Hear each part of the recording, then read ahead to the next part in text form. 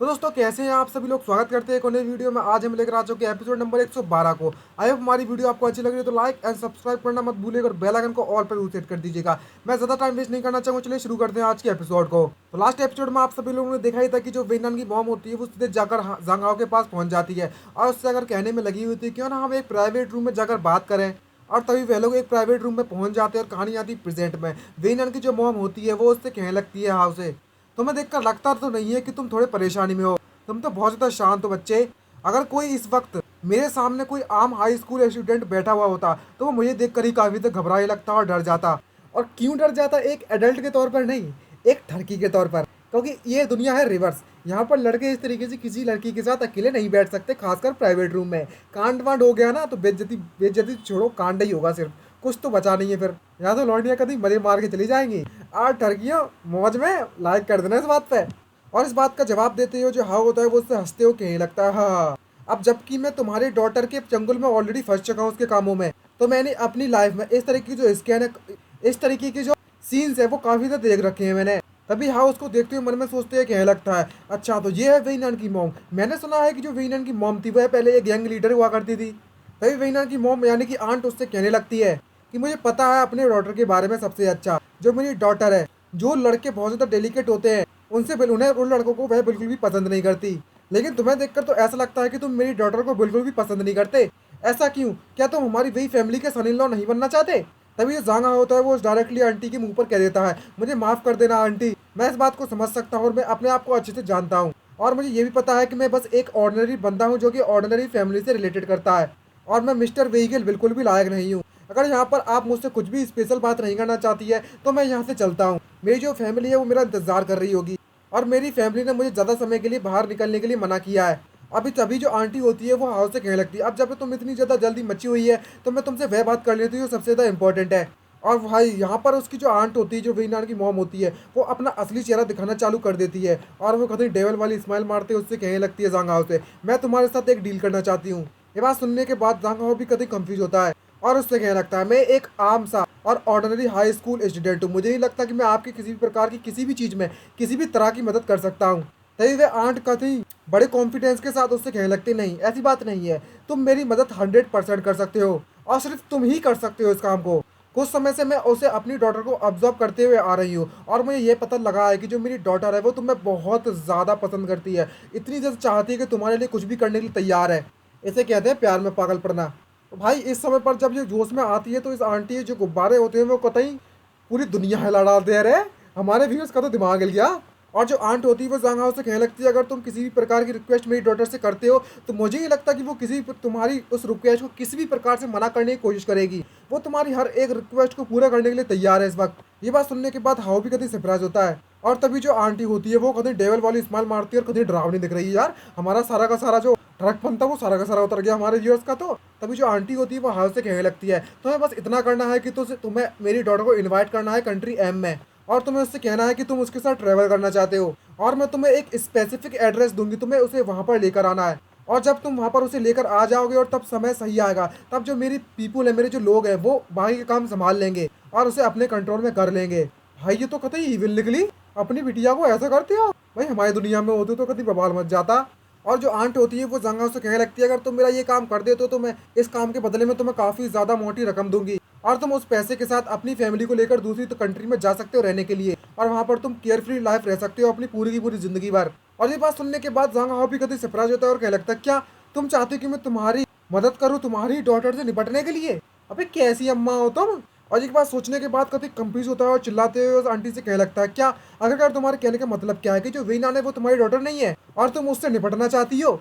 तभी जो वीनान की मॉम होती है जो आंटी होती है कभी डेविल वाली स्माइल मारती है डरावनी वाली। हमारे लॉन्डो का तो सारा का सारा ठरकपन की ऐसी तैसी हो रखी है अब। और डेविल वाली स्माइल मारते उससे कहने लगती है मेरी बात सिंपल है, मैं बस इतना चाहती हूँ कि जो फैमिली में हेड की पोजीशन है वो वापस से हासिल करना चाहती हूँ जो कि कभी मेरी हुआ करती थी। और तभी हमें वेइनान और उसके मॉम के पास्ट के बारे में बताया जाता है। यहाँ पर वेइनान ने अपनी मॉम को सब्सिट्यूट करना होता है बड़ी तरीके से पीट कर और किस तरीके से इसने हेड की पोजीशन फैमिली के हेड की पोजीशन पाई थी। और तभी हमें वेइनान को दिखाया जाता है जो कि खून में सनी हुई है और कतई भाई साहब गुब्बारे उब्बारे भीग रखे हैं और अंदर का माल कतई दिखने में लगा हुआ है। जो गुस्से वाली वेइनान कतई बवाल लगने में लगी हुई है और जो नीचे लड़की लेटी हुई है जिसके ऊपर वेइनान बैठी हुई है वह और कोई नहीं है, वो बल्कि में वेइनान की मॉम है। यहाँ पर वो बताती है कि अब हमारे बीच में मदर एंड डॉटर का किसी भी तरीके का रिलेशनशिप नहीं बचा हुआ है, वो टोटली खत्म हो चुका है, खत्म। और तभी जो जांगा होता है इसकी ये बात सुनने के बाद उससे कहने लगता है, मुझे माफ कर देना इस बात के लिए, तुम्हें गुस्सा दिलाने के लिए, लेकिन मैं तुमसे एक बात कहना चाहूंगा कि अगर वेइनान तुम्हारी वेन वही फैमिली की हेड बनती है तो वो तुम्हारे लिए अच्छा नहीं होगा क्या? जब से वेइनान ने इस फैमिली को अपने कंट्रोल में लिया है तब से जो फेंगो ग्रुप है वो काफी ज्यादा मशहूर होते जा रहा है और काफी ज्यादा पावरफुल और काफी ज्यादा अमीर भी हो गया है। और तुम्हें पूरी पूरी लाइफ भर ना ही कपड़ों की, ना ही खाने की, किसी भी चीज की चिंता करने की जरूरत नहीं है, ना ही पैसों की। और यहाँ पर तुम दोनों को फाइट करने की बिल्कुल जरूरत नहीं है। और तभी जो आंटी होती है वो उससे कहने लगती है, तुम इस बात को बिल्कुल भी नहीं समझोगे, मेरे पास लाइफ में कुछ भी नहीं बचा हुआ पैसों के अलावा। भाई इतनी तो अमीर है, और क्या चाहिए? और तुम्हारे बारे में क्या, तुम भी तो मेरी डॉटर को बिल्कुल भी पसंद नहीं करते हो। अब ये बस तुम पर डिपेंड करता है कि तुम मेरे साथ काम करना चाहते हो या नहीं। और ये बात सोचने के बाद वो टोटली कंफ्यूज होता है और मन में सोचते कहने लगता है, मुझे इस बात का डर है, भले ही मैं इनके इस काम को करने के बाद इसके पैसे ले लूँ, लेकिन वो पैसे खत्म करने के लिए मेरे पास मेरी जिंदगी नहीं बचेगी। और तभी सीन शिफ्ट होता है दूसरी तरफ। यहाँ पर जो वेइनान की सेक्रेटरी होती है उसे बांध लिया गया है उसके बॉडीगार्ड्स के द्वारा, उस आंटी की बॉडीगार्ड्स के द्वारा। और तभी वो धीरे धीरे करके होश में आती है और वो बेहोश नहीं हुई होती है। और जैसे ही होश में आती है तो बगल में देखती है कि उसका बॉडीगार्ड उसकी सुरक्षा करने में लगा हुआ है। और मन में सोचते कहने लगती है, किस्मत से मैंने मिलिट्री ट्रेनिंग ली रखी है कि मुझे ज्यादा समय तक फील्ड बेहोश नहीं रह सकती इस छोटी मोटी ट्रिक से। और तो और इस मैटर को मुझे जल्द से जल्द मिस्टर वेई को पहुंचाना होगा, उन्हें बताना होगा आज की सिचुएशन के बारे में सब कुछ। और तभी वे अपने हाथों की रस्सी को थोड़ा ढीला करती है और उसके हाथों में एक ब्रेसलेट टाइप का होता है, उसके बटन को दबा देती है और वो रेड कलर का हो जाता है।